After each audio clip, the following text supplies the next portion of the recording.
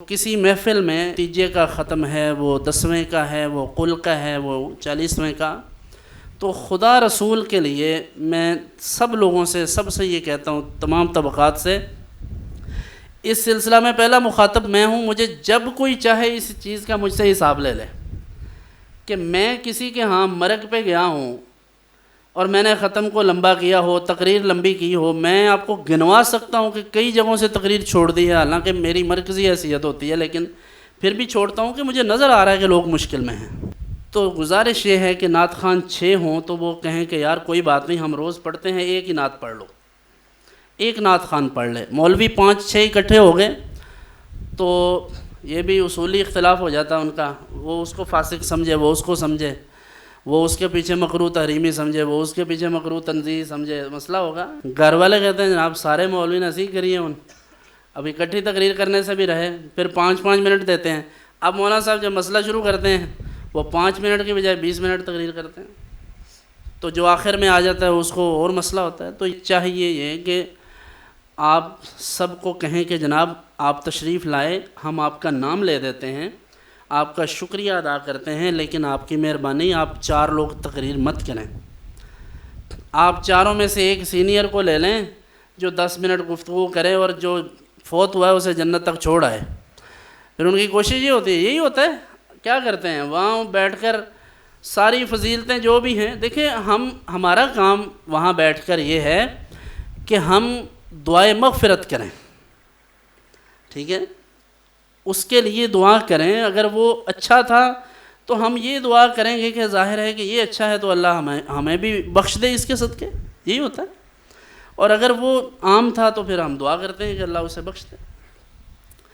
اب اگر وہاں بیٹھ کے اس کے فضائل بیان کریں گے، کمالات بیان کریں گے، وہ جتنے پیسے دیتا تھا، جتنا چندہ دیتا تھا، وہ سارا کچھ اسی کے ضمن میں گنواتے ہیں، اس کی ضرورت نہیں ہے۔ اتنا ہی کافی ہے، کوئی اچھا ہے تو کہیں اچھے تھے، بس اتنا کافی ہے۔ اور اگر آپ کی دعا سے اللہ نے بخشنا ہوا تو نیت سے دعا کر دیں۔ اس کے بعد جو نعت خوان ہیں وہ بھی ایک آدھ نعت پہ اکتفا کریں۔ پھر قاری صاحبان ہیں، ان کا یہ کوشش ہوتی ہے کہ لو جی اج آئے نا داڑھ تھلے، ان پڑھیں گے سارا ختم۔ وہ کہتے ہیں سورہ حشر سے شروع کرو، سورہ حشر کا 1 رکوع پڑھو، پھر اس کے بعد سورہ مزمل پوری پڑھ دو، پھر سورہ ملک پڑھ دو، اور پھر اس کو حدر میں پڑھو اور پھر ترتیل میں کر دو۔ پہلے آہستہ پھر اس سے بھی آہستہ کرو۔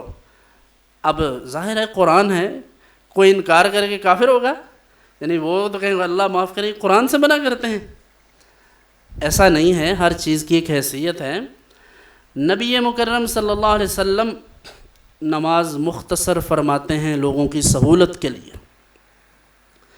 بھائی یہ ختم پڑھنا، یہ سلام، درود و سلام جو ہم کھڑے ہو کے پڑھتے ہیں، بڑی ذمہ داری سے عرض کرتا ہوں، جس کو مرضی سنوائیں، جتنے مرضی مروڑ اٹھیں، میں اس بات کا ذمہ دار ہوں کہ ہم زیادتی کرتے ہیں کہ 2-2 گھنٹے کی محفل کے بعد آدھا گھنٹہ سلام پڑھیں گے۔ جو لوگ کھڑے نہیں ہو سکتے، جو بوڑھے ہیں، بیمار ہیں، ان کو کیا سزا ہے؟ پھر جو کھڑا نہیں ہو سکتا وہ مجبوراً کھڑا ہوتا ہے کہ میں نہ کھلوتا دینا گناہ بابی ہو گیا۔ حالانکہ کچھ بھی ایسا نہیں ہے اس میں، وہ بیٹھ کے سلام پڑھ سکتا ہے۔ ادب کا ایک طریقہ ہے، تقاضا ہے، آپ کھڑے ہو کے اگر کر سکتے ہیں آسانی سے سلام پیش تو کریں، وغیرہ نہ بیٹھ جائیں۔ لیکن کیا ہے کہ 4 نعت خوان اکٹھے ہو گئے تو سب نے آنکھیں بند کر کے وہ پھر اپنے اپنے سلام کے اشعار ہیں، وہ مختلف اشعار جمع کیے ہیں، وہ سب کے سب پڑھ، تو ان چیزوں سے دین لوگوں تک پہنچتا نہیں بلکہ ان کو مشکل لگتا ہے۔ یہی اگر آپ ایک نعت خوان اچھے طریقے سے 2-3 اشعار پڑھ دیں، ایک تلاوت ہو، مولانا صاحب 15-20 منٹ مختصر خطاب فرمائیں لوگوں کی عقلوں کے مطابق اور ان کی ضرورت کے مطابق کہ انہیں کس چیز کی ضرورت ہے۔ انہیں فضائل کمالات سنانے کی نہیں، انہیں عمل کی ترغیب دینے کی ضرورت ہے۔ اصالہ ثواب مستحب امر ہے، آپ کھینچ تان کر بھی کہاں لے جائیں گے استحباب سے آگے، تو اس کا کوئی درجہ نہیں ہے۔ تو اس سب سے یہ بہتر ہے کہ ایک مختصر پروگرام ہو، آنے والے لوگ آسانی سے بیٹھ کر دعائے مغفرت کریں اور کچھ سیکھ کر جائیں۔